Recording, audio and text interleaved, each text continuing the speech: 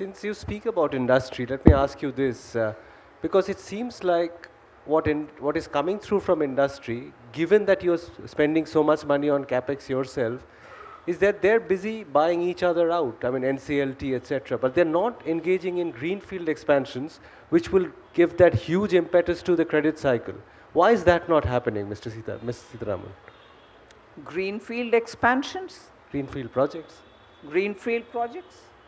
What are those immense achievements, and not of government, private sector, in renewable energy? What are those immense move to also become component manufacturers for chips? What are those immense move when you're looking at electronics, which you'd so need for many other industries which require them as raw material? What are the PLI successes in the sunrise sectors? They are happening. Like I said elsewhere today, we have got used to, and I include myself in it, at the old core industries.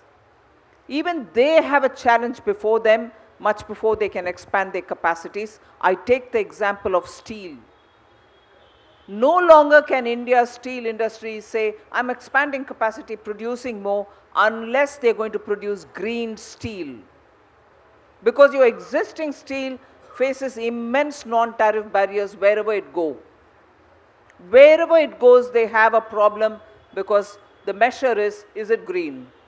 So Indian industry will not just expand to produce more steel, but it will have to expand to produce more and newer green steel, for which the kind of investments to make, the kind of technology appropriate that you'll need, and then the manpower for it. We are at a stage where there is an immense transitional work happening. So yes, I like you will be impatient to see, hey, get some fellows getting into jobs to do that. But it does take that painful lot of time, because the transition that Indian industry is going through is to produce what they produce now in a lot more scaled fashion, but also in green fashion. There's a lot of change happening, a lot of churn happening. We should take all that into our analysis.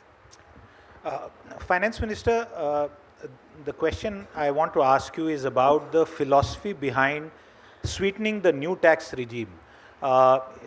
Some people would definitely know that you made an attempt in 2020. It's not something that you decided to do in pre-election year.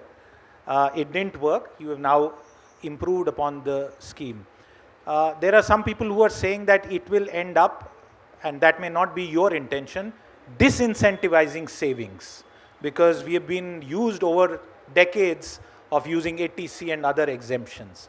What is your own view about why was this change needed, and is it true that you want people to spend more and save less as the charge is leveled by some? No, not really. I couldn't have anticipated that in 2023 I need to have people spend more and therefore bring it in 2020 itself and so on. No. It was brought in, the new tax regime was brought in because we wanted a more simplified, easy to comply, and above all have a reasonably low rate of tax to pay. And that particularly for that set of people who are in the low and middle class income band. And that couldn't have been done in one go. We wanted to come into it steadily. That is why even today we've retained the old exemption-rich old tax regime, whilst bringing and making it more attractive. Not only just bringing it 2 years ago, the new tax regime, but making it attractive by giving greater easy compliance, and also for those slabs which belong and to which majority of the Indian middle class belong to, with better favorable tax slabs. So it was brought in because of that. We didn't shut down the old tax regime because there are still people using it. And I'm not forcing anybody to come into the new tax regime, but certainly I like to make it more and more attractive so that people find merit in coming into a system which is lots more simpler. Ma'am, a quick follow-up. Between the 20% and 30% slab, if you are up till 15 lakh, you are at 20. The moment you cross that, you go to 30. Corporate India is at 25%. The question people are asking, why isn't PIT the same as CIT, corporate tax rate of 25%? Why have you retained 30 still? Interesting. Let me work on it next time. You will work on this next time? I'll try to 30 see. to I'll 25? work, but I'm not promising anything. No, but this is an idea that appeals to you, Finance Minister? As I said, simpler and more attractive new regime. It can So- start and end at every stage of it. So the Finance Ministry will consider in the months to No, come I'm not saying a that. reduction in personal income tax from 30% No, to 25%. I'm not saying that. It will be applauded very loudly. No, if I don't you want work. applause. I have to work. No, but okay, are you satisfied with the results that you've got on the reduction in corporate income tax? We've seen publicly and privately, you yourself and others in government nudge India Inc. to do more.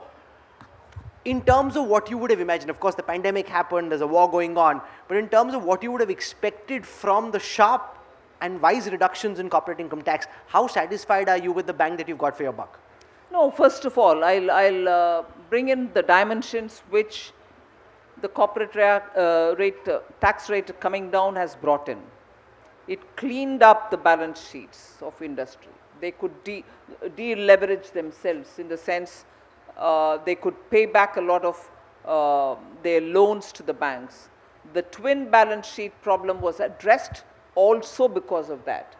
The economy had so many different fallout or benefit from the reduction in corporate tax. So I just don't look at it as, all right, money saved from that because of the low in corporate tax will certainly come into industry this year itself. No, it will come in. But it cleared a lot of backlog before it came in here.